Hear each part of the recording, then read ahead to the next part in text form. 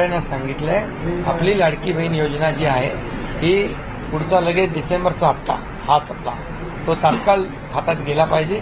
त्यामुळे सांगितलंय आपली लाडकी बहीण योजना जी आहे ही पुढचा लगेच डिसेंबरचा हप्ता हाच हप्ता तो तात्काळ खात्यात गेला पाहिजे।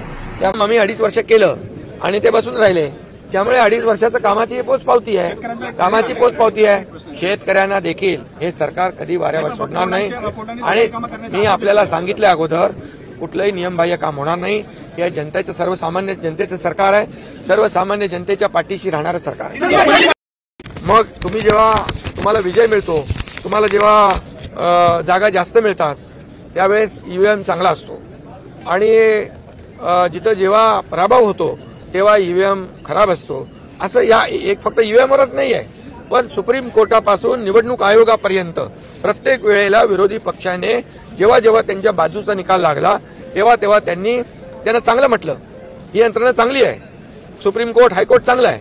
आणि जेव्हा जेव्हा त्यांच्या विरोधामध्ये निकाल लागला तेव्हा सुप्रीम कोर्टावर देखील आक्षेप घेतला यांनी, सुप्रीम कोर्टावर देखील आरोप केले। खरं म्हणजे हे लोकशाहीला घातक आहे आणि या महाराष्ट्रामध्ये आता लोकशाही मार्गाने झालेल्या निवडणुका ज्या आहेत या सर्व जनतेने गेल्या 2.5 वर्षाचं जे आमचं काम महायुतीचं हे पाहिलं। मी पुन्हा सांगण्याची गरज नाही की 2.5 वर्षामध्ये महाविकास आघाडीने बंद पाडलेले प्रकल्प मी देवेंद्रजी अजित पवार यांनी आम्ही एवढ्या वेगाने पुढे नेले आणि दुसरीकडे कल्याणकारी योजना आम्ही सुरू केल्या, लाडक्या बहिणीपासून लाडक्या भावापासून लाडका शेतकरी सगळ्या योजना सुरू केल्या आणि या योजनांचा परिपाक जो आहे मी नेहमी म्हणायचो या कामांची पोचपावती आम्हाला या निवडणुकीमध्ये बघायला मिळेल आणि तसाच झालं। आणि त्यामुळे विरोधी पक्षाला माझं आव्हान आहे, हे रडगाणं आता थांबवा आणि आम्ही जो विकास केलेला आहे त्या विकास रडगाणं बंद करा आणि विकास गाणं सुरू करा। पण उद्धव ठाकरे पण टीका करतात आणि मग आपल्याला झोपून चालणार नाही, आता जागा राहून काम करावं लागेल। उद्धव ठाकरे आता झोपून चालणार नाही, आता जागा राहून काम करावं लागेल। त्याप्रमाणे आंदोलन करत आहे आणि ग्रामीण लोकांचं मागणं आहे, ग्रामपंचायतचं मागणं आहे की एक बॅलेट पेपरवर ही निवडणूक होऊ द्या। ग्रामपंचायत अरे असं कोणाला वाटलं म्हणून काही कोणी करत करतं? प्रमुख संस्था आहे। अरे तुम्हाला वाटलं मग आता नाना पटोले जिंकलेत, किती मतांनी जिंकले ते? बरं आणखी कोण जिंकलेत? रोहित पवार आहेत।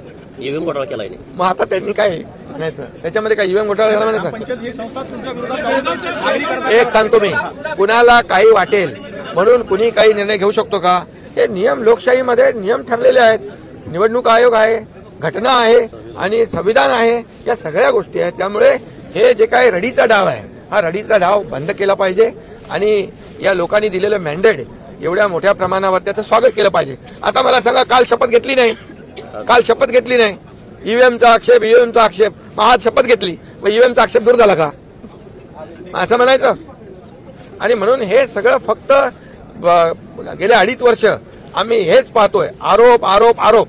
आता जनतेने मॅन्डेट दिले, आता तुमचे म्हणजे आता बोलण्याला काय संधी आहे तुम्हाला? पुन्हा म्हणजे गिरे तो भी टांग ऊपर अशातला प्रकार आहे।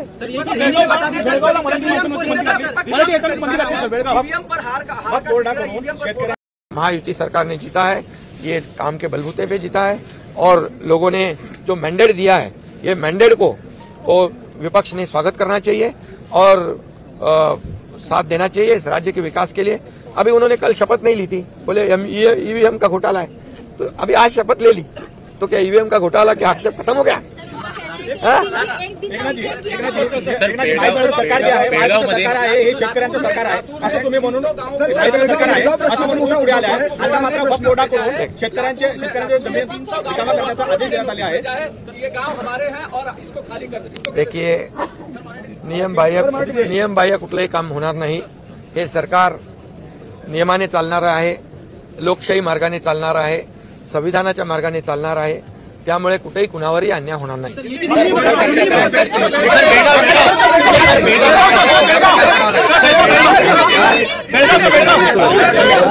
काम करावं लागेल।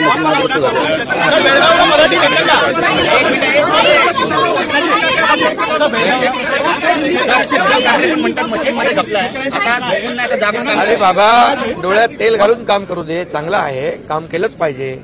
आता काम केलं असतं तर हा निकाल लागला असता का? असं आहे की पहिल्यांदा तर ही योजना आम्ही सुरूच ठेवणार आहोत आणि 2100 देखील आम्ही देणार आहोत। आता बजेट की 1500 रुपये नाही 2100 रुपये बहिणींच्या खात्यामध्ये जाणार आहेत. हा निर्णय आपण घेतलाय. पण की 1500 रुपये नाही, 2100 रुपये बहिणींच्या खात्यामध्ये जाणार आहेत. हा निर्णय आपण घेतलाय.